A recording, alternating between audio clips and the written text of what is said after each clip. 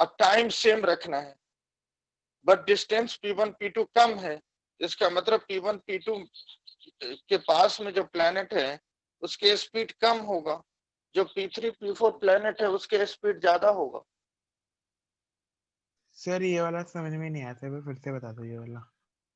देखो पहले स्टेटमेंट पढ़ो, क्या लिखा गया है कि swept area covered by the planet in A given time interval remain constant. Given time में एरिया इक्वल बननी चाहिए। अब तुम देखो सन यहाँ है, ये प्लेनेट P1 से P2 मूव करेगा, इतने ही मूव करना चाहिए कि ये एरिया इसके बराबर एरिया आ जाए। तो देखो ये प्लेनेट इस सन से पास है, तो ये आर्क जब तक बड़ी नहीं होगी तक इसके एरिया का बराबर नहीं होगा। अगर ये एरिया देखो तो यहां से तुम रेडियस लेकर कर रहे हो ना, इस एरिया को ले रहे हो, बाउंड कर रहे हो। इसका मतलब ये डिस्टेंस अगर P1 P2 का डिस्टेंस अगर P3 P4 के इक्वल अगर आ जाए तब तो ये ज्यादा हो जाएगा, ये कम हो जाएगा। आ रही बात समझ में? Yes sir. तो एरिया हमें बराबर करने के लिए ये आर्क को छोटा करना पड़ेगा, ये आर्क बड़ी पड़ेगी क्योंकि सन इसके पास है। तभी ये दोनों एरिया बराबर रखना है क्योंकि स्टेटमेंट में ही है गिवन टाइम में दोनों के एरिया इक्वल होने चाहिए। इसका मतलब ये आर्क छोटी होनी चाहिए, ये आर्क बड़ी होनी चाहिए। आई बात समझ में? Yes sir.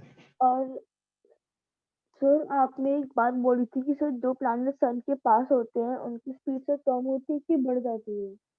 बढ़ जाएगी क्योंकि देखो ये आर्क बड़ी हो गई, ये आर्क छोटी है, टाइम दोनों में सेम है। इसका मतलब ये हो गए अगर दोनों का टाइम सेम है, ये डिस्टेंस कम है और ये डिस्टेंस ज्यादा है, क्योंकि ये आर्क बड़ी है तो ये डिस्टेंस ज्यादा कवर करेगा, ये आर्क छोटी होगी तो ये डिस्टेंस कम कवर कर रहा है और टाइम सेम है। इसका मतलब यहाँ जो प्लेनेट होगा उसके कम होगा, यहाँ जो होगा उसकी स्पीड ज्यादा होगा।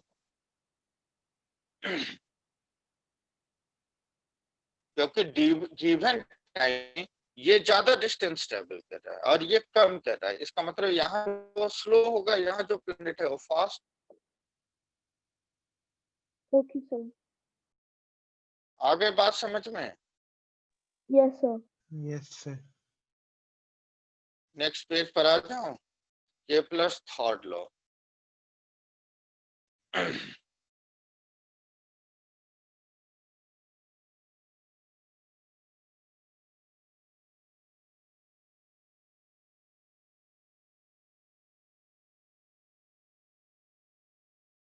सर आपने law sir of, last class के नोट्स भी नहीं भेजे सर, वो भी भेज देना आज। अच्छा अच्छा अभी अभी भेजूंगा, अभी भेज देता हूँ।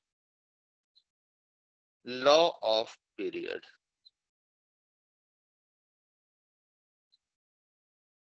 Law of period, square of the time period is directly proportional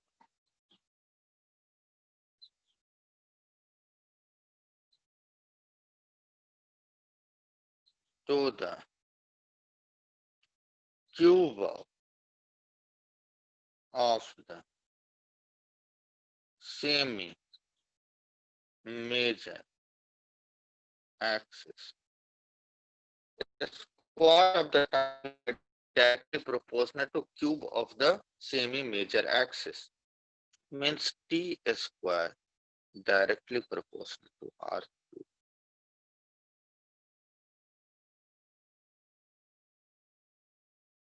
Like अगर हम स्टेटमेंट क्या है उसे पर ऑर्बिटल, रीड कर दो क्या आप? square of the time period is directly proportional to the cube of semi major axis. Semi major axis क्या होती है? अब यही मैं बता रहा हूं, देखो ये इलेप्टिकल ऑर्बिट है, मींस अर्थ की जो शेप होती है वो ओवल शेप है। This is called major axis, इसको हम बोलते हैं मेजर एक्सिस। और equator line, This is called minor axis.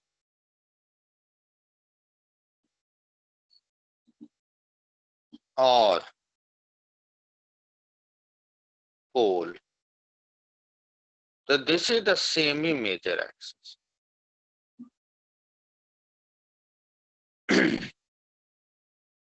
आए समझ में? Yes, sir. The square of the time period is directly proportional to cube of the semi-major axis. This is the Kepler's third law. अब हमें आना है deduction of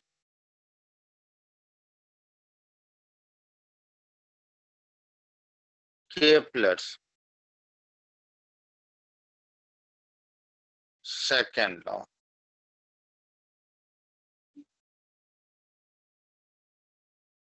और इसी को दूसरे वर्ड में पूछता है geometrical meaning of angular momentum.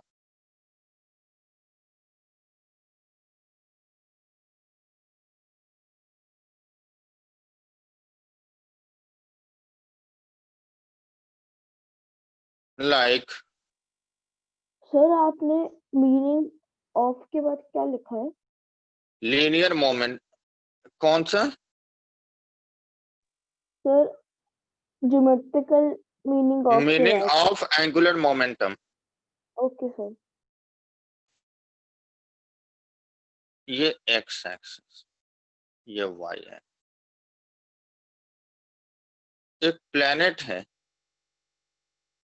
जिसकी पोजीशन वेक्टर है r और dr is the displacement vector.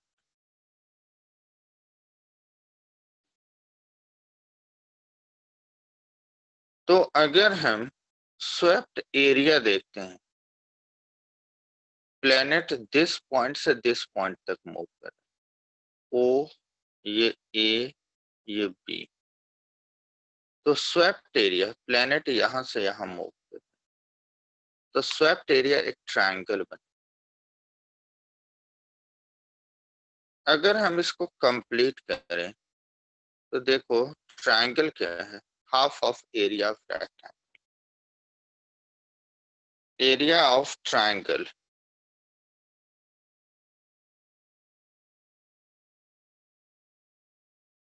half of area of rectangle.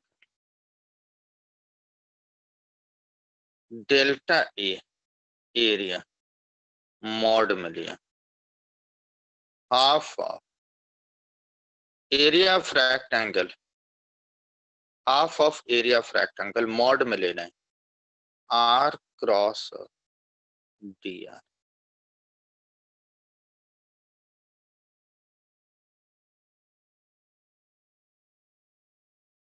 आई बात समझ में? Yes, sir. Yes sir. Small area तो वेक्टर है, मैग्नीट्यूड ले रहे हैं तो मॉड लगा दिया. तो रेक्टेंगल है this into this side. Area होता है एरिया, वेक्टर में भी बताया था. रेक्टेंगल का एरिया है तो दोनों का साइड का क्रॉस प्रोडक्ट लेते हैं. अगर दो साइड गिवन है वेक्टर फॉर्म में तो क्रॉस प्रोडक्ट लेकर उसको डिटरमिनेंट से सॉल्व करके उसका मॉड ले लेते हैं. Dividing both side by delta t means delta A delta T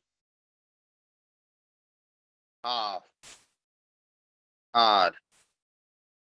d r ले लो या ऐसे कर लो, डी आर डी के फॉर्म में ले लेते हैं. डेल्टा लिख दो या डी लिख दो, यहाँ डी लिख दिया तो यहाँ भी डी ले दो. Both side by d t, d r by d t, d A by d t. Rate of change of area, this is called aerial velocity. Aerial velocity is equal to half r dr by dt is v.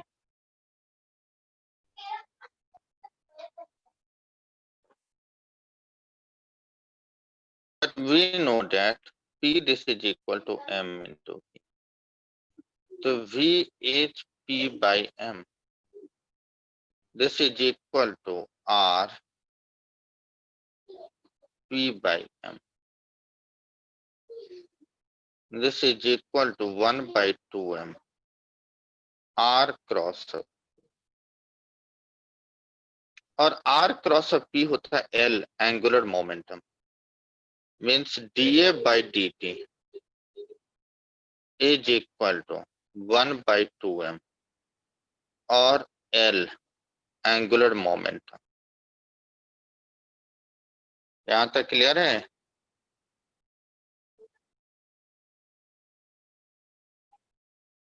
Sir ये वाला word repeat कर दो, मतलब calculation वाला part. अच्छा, यहां तक समझ में आ गया? यस सर, वो तो आ dt से दोनों साइड में डिवाइड कर दिया. Okay sir. dA by dt को हम बोलते हैं aerial velocity, means rate of change of area with respect to time, is equal to half r cross dr by dt is v. ठीक है? Yes sir. Yes, sir. But we know that p equal to m into v, तो v क्या होगा? p by m.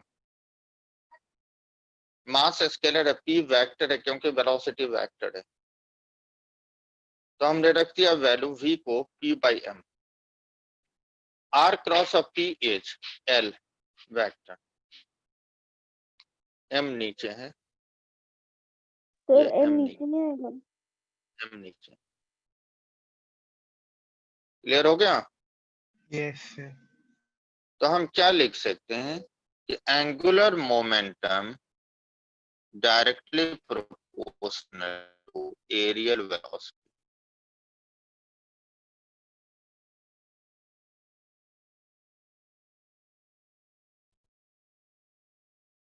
आया समझ में?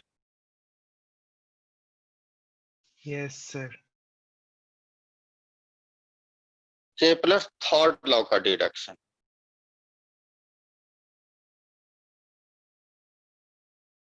Deduction of Kepler's third law.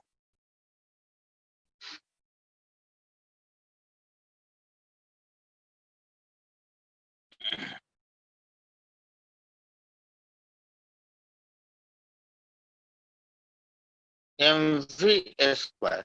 देखो normally क्या है कि प्लेनेट अगर ऑर्बिटल पाथ में रिवॉल्व कर रहा है तो centripetal force is balance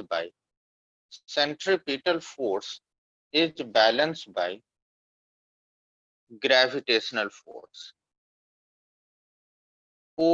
of centripetal is equal to force of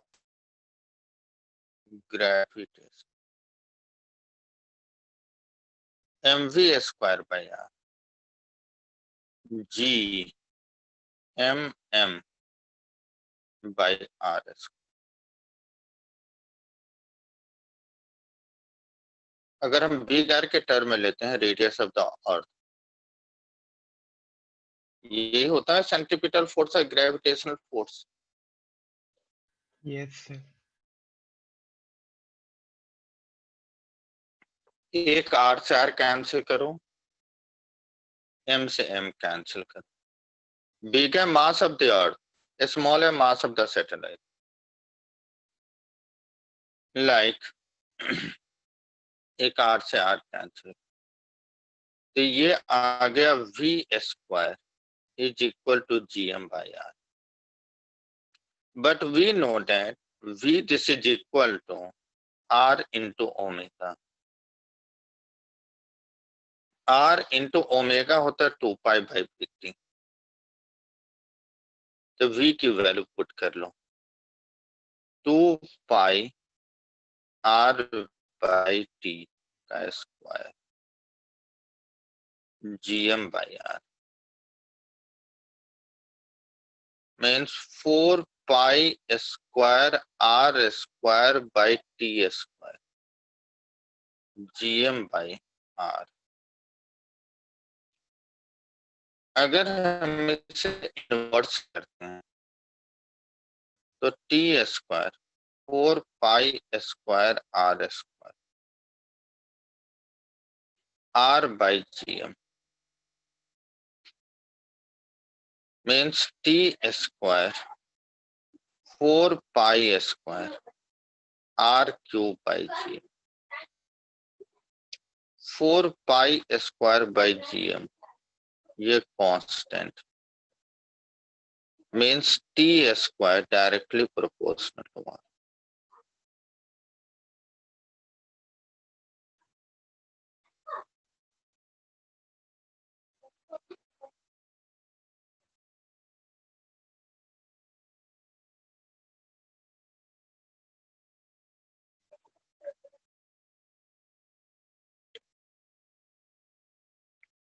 yes sir. ये चैप्टर हमारा कंप्लीट हो गया। अब इसमें कोई ऐसा टॉपिक बताओ जो नहीं समझ में आया। सर बस एक बार आज और कल के सर नोट्स भेज देना सर, वो ना पढ़ के बता देंगे एक बार। वो तो मैं भेज दूंगा। आज वाली क्लास में कोई ऐसा चीज है जो नहीं समझ में आया हो? No sir. नो आ गए सर। सारे समझ में? Yes sir. Yes sir. देखो न्यूमेरिकल तो मैं यहाँ से करा नहीं पाऊंगा क्योंकि हमारे पास बुक नहीं है, बुक लेकर आया नहीं मैं कोई, तो मैं न्यू चैप्टर ही कराऊंगा। सर एक ही तो क्लास होनी है सर, अब मतलब एक फ्राइडे की तो होगी एक। हाँ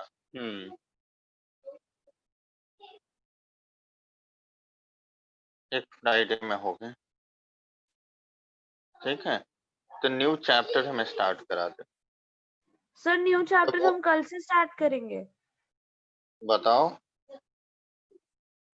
सर फिर करेंगे आप तो जाओ। मतलब अगर आप दिल्ली में नहीं हो, आप दिल्ली में आ जाओ सर, फिर पढ़ा देना सर, सर बहुत वही दिक्कत तभी हो रही करा है। देना अच्छा अच्छा न्यू सर, या चैप्टर। फिर तो कोई डाउट्स ही यस निकाल सर। लेंगे सर, मतलब लास्ट हाँ तो क्लास ये में मैं देख नोट्स लेंगे। पहले हाँ भेज जी सर, रहा हूँ। डाउट्स निकाल लेंगे सर, क्वेश्चन नहीं नोट्स था। मैं भेज रहा हूँ, पहले नोट्स देख लेना। Yes sir.